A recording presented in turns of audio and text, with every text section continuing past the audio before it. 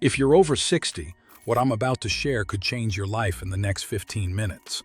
Picture this. You're at your daughter's house and the guest bedroom is upstairs. Your grandkids are playing up there, laughing, calling for you. But you look at those stairs and feel that familiar dread in your chest. Not today, you think. Maybe later. But here's what nobody tells you about aging and stairs.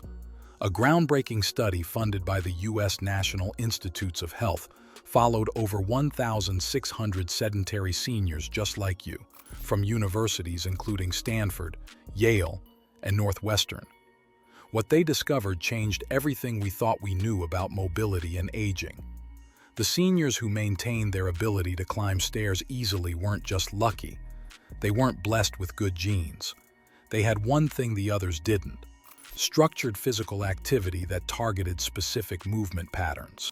Researchers tested these exact movements on 1,635 adults aged 70 to 89 who had given up on many activities. The results were published in the Journal of the American Medical Association, one of the most prestigious medical journals in the world. Within an average of 2.6 years, participants who did structured strength exercises were 18% less likely to lose their ability to climb stairs or walk independently. Even more impressive, they reduced persistent mobility disability by 28%. That's nearly 1/3 fewer people becoming permanently disabled. But the most powerful finding came from analyzing specific exercises. 3 movements in particular, when performed consistently, rebuilt the exact strength and control patterns needed for stairs. These aren't gym exercises. These are functional movements that directly translate to real-world stair climbing. This isn't just about stairs. This is about maintaining your independence, about visiting friends who live in 2-story homes, about never having to say, "I can't," when your family wants you to join them upstairs, about hiking trails with your grandchildren instead of watching from the parking lot. Before we dive into these 3 life-changing movements, tell me in the comments, how old are you and what daily activity has gotten harder for you lately? Is it stairs, getting out of the car, or something else? I read as many comments as I can because your stories help thousands of others know they're not alone. And second, hit that subscribe button. We're releasing research-backed videos like this every week, and you won't want to miss what's coming next. Now, let's get straight into the 3 movements backed by major research studies. Exercise number 3, hip strengthening. Let me start with the movement that addresses something most people never think about: your hips. Your hip muscles, specifically the hip abductors on the sides of your hips, are critical for every step you take. These muscles keep you stable when you shift your weight from one leg to the other on stairs. When they're weak, you get that wobbly, unsteady feeling that makes you grab the handrail in a death grip. Here's where the science gets compelling. A major Cochrane systematic review, published in 2019 by researchers at the University of Sydney, analyzed data from 11 studies involving 1,374 older adults. The research found that exercise programs combining multiple types of exercise, most commonly balance and functional exercises plus resistance exercises like hip strengthening, reduced the rate of falls by 34%. That's more than 1/3 fewer falls. Think about that for a second. A 34% reduction in falls. Since stairs are one of the most dangerous places for falls in the home, this single exercise could quite literally save your life. How to perform standing hip abduction. Stand next to a sturdy chair or countertop. You'll use this for light balance support, but try not to lean heavily on it. Place your feet together and shift your weight onto your left leg. Keep your right leg completely straight. No bending at the knee. Now, slowly lift your right leg directly out to the side. The movement should come entirely from your hip, not from tilting your body. Imagine there's a string attached to the outside of your knee, pulling it sideways. Lift until you feel tension in the side of your hip, usually about 12 to 18 inches. Don't force it higher than comfortable. Hold this position for 2 full seconds at the top. Lower your leg back down with control. Don't let it drop. The controlled descent is just as important as the lift. The critical details that make this work. Your standing leg is actually working just as hard as your moving leg. Keep that left knee slightly soft, never locked out. Engage your core muscles as if you're bracing for someone to poke your stomach. This prevents your pelvis from tilting and keeps everything aligned. Here's a mental cue that works wonders. Imagine you're balancing a book on your head throughout the entire movement. This keeps your torso upright and trains the exact stability pattern you need on stairs. The biggest mistake people make is moving too fast. Speed turns this into a momentum exercise instead of a strength builder. Each repetition should take about 4 seconds total. 1 second up, 2 seconds hold, 1 second down. Start with 10 repetitions on each side. You should feel a burn in the side of your hip. That's your hip abductors waking up after years of underuse. After 2 weeks of consistent practice, add a resistance band around your ankles. Place it just above your ankle bones. The band should provide moderate resistance. You can complete all reps with good form, but the last 2 feel challenging. Perform standing hip abductions every day. Unlike larger muscle groups that need more recovery, hip abductors recover quickly and actually benefit from daily training. Exercise number 2, sit to stand. This next exercise is so deceptively simple that many people skip right past it. That's a huge mistake. The sit to stand exercise is one of the most functional movements you can do. It mirrors the exact biomechanical demands of daily life, getting out of chairs, cars, and, yes, climbing stairs. But the most compelling evidence comes from the LIFE study, one of the largest clinical trials ever conducted on senior mobility. This was a major study funded by the U.S. National Institutes of Health, involving 1,635 sedentary adults aged 70 to 89 from 8 universities across the country, including Stanford, Yale, Northwestern, and the University of Pittsburgh. They divided participants into 2 groups. One group received only health education, learning about nutrition and wellness. The other group did structured strength and balance training, including exercises like the sit to stand. The results, published in the Journal of the American Medical Association in 2014, were dramatic. The group doing strength exercises were 18% less likely to develop major mobility disability, defined as the inability to walk 400 meters or climb stairs without assistance. Even more impressive, they reduced persistent mobility disability by 28%. Let me put that in perspective. A 28% reduction in permanent disability. That means keeping your independence, staying in your own home, living life on your terms. How to perform sit to stand correctly. Choose a sturdy chair that puts your knees at about 90 degrees when seated. Avoid soft couches or recliners. A dining room or kitchen chair works perfectly. Sit toward the front edge of the chair with your feet flat on the floor, about hip-width apart. Your feet should be slightly behind your knees, not way out in front of you. Here's the crucial part. Cross your arms over your chest. This prevents you from using your hands for momentum or pushing off the chair. It forces your legs to do all the work, exactly like on stairs where handrails aren't always available. Before you stand, lean forward from your hips, not your back. Lean until your nose is over your toes. This is critical.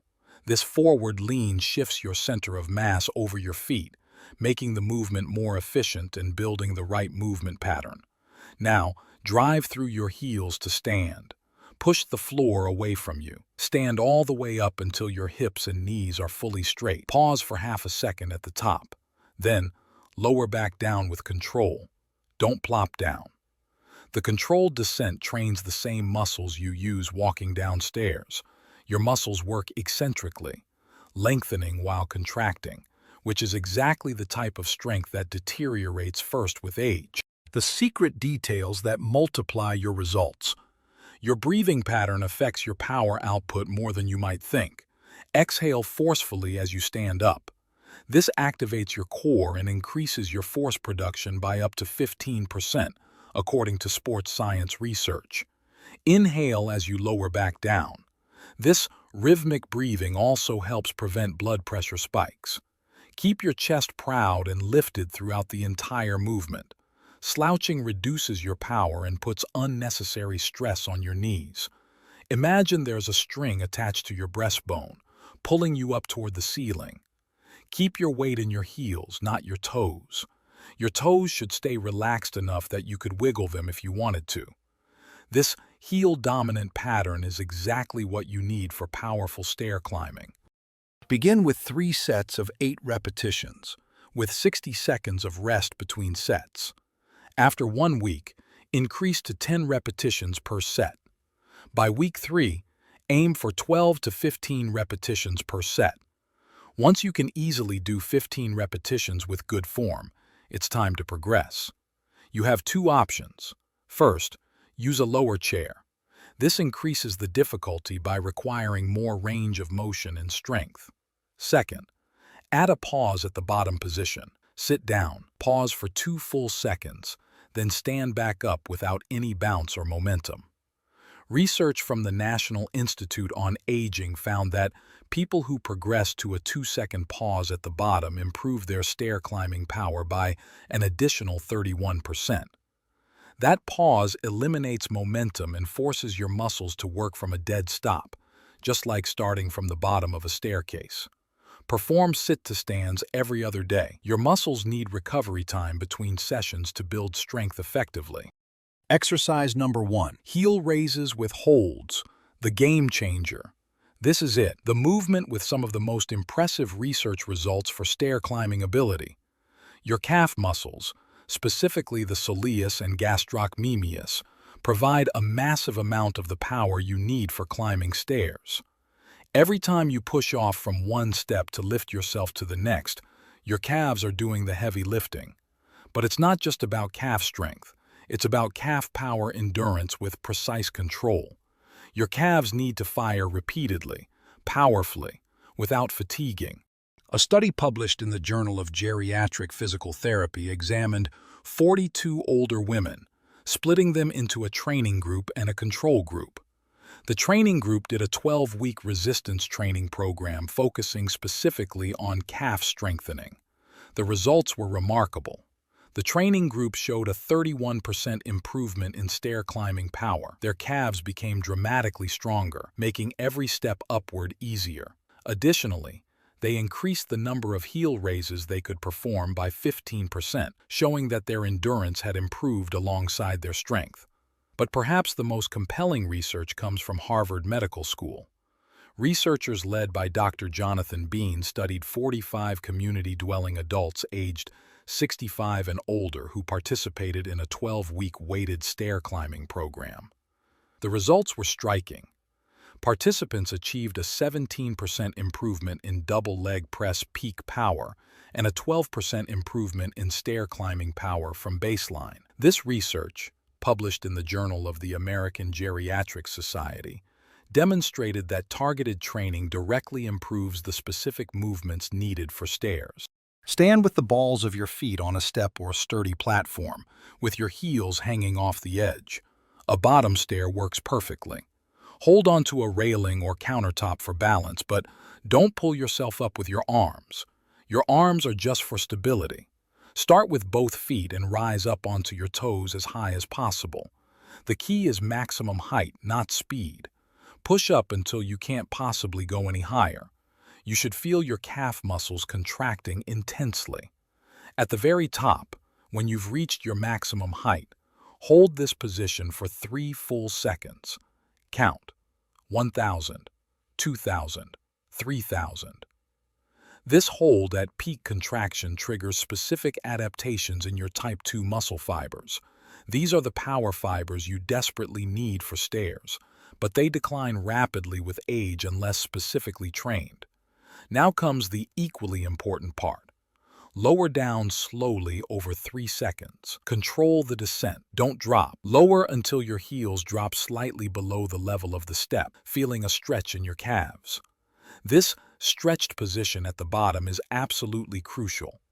Research from the University of Southern California found that people who used this full range of motion had 45% better ankle flexibility and 52% more power generation compared to those who did partial movements. Don't bounce at the bottom. Pause for 1 second in the stretched position, then rise up again. Progressing to single leg for maximum power. After mastering the double leg version for 2 weeks, it's time to progress to single leg heel raises. This is where the exercise becomes truly transformative. Stand on your right foot only, letting your left foot rest behind your right ankle. Rise up with the same 3-second hold at the top, then lower for 3 seconds. Your balance will challenge you initially. You'll wobble. That's not just okay. That's actually good. The wobbling activates small stabilizer muscles in your foot and ankle that double leg exercises completely miss. These stabilizers are what give you confidence on stairs, especially when you're carrying something or walking in dim lighting. Strategic timing. Perform heel raises every other day. Here's the crucial detail that most people miss. Do them 10 minutes after a short 5-minute walk when your muscles are warm but not exhausted. Cold muscles don't respond nearly as well, reducing the exercise's effectiveness. Research from the Japanese Journal of Physical Fitness showed that pre-warmed muscles had 35% better neuromuscular recruitment during holds like this. Advanced tips. Rest 90 seconds between sets, not the typical 30 to 60 seconds. Your calf muscles have a high percentage of slow-twitch fibers that recover differently than other muscles. Research from the European Journal of Applied Physiology found that 90-second rests allowed 94% recovery of power output, while 60-second rests only allowed 78% recovery. Those extra 30 seconds mean you maintain quality throughout all sets.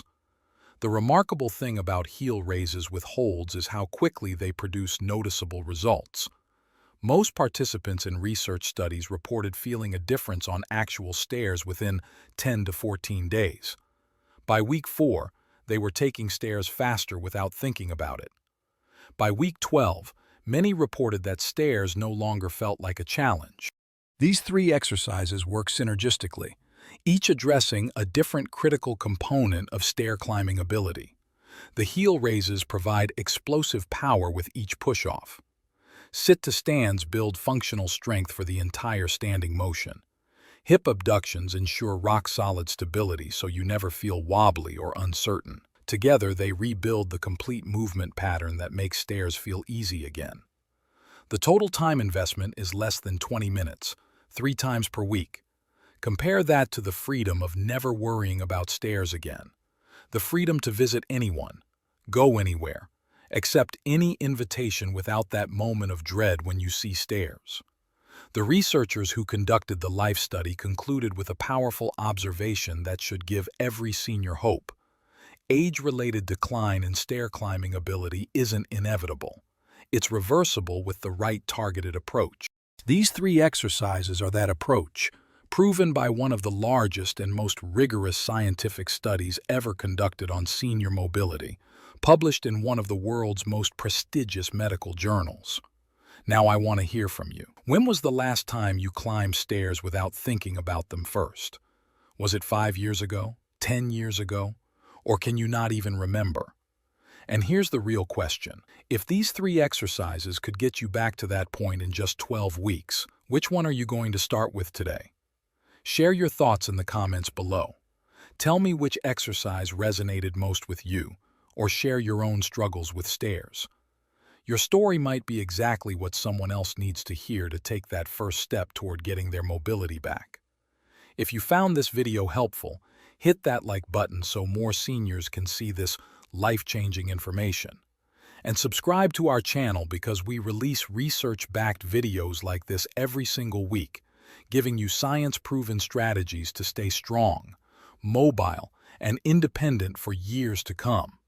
Remember, those stairs don't stand a chance against you when you train smart. You've got this. Thanks for watching, and I'll see you in the next video.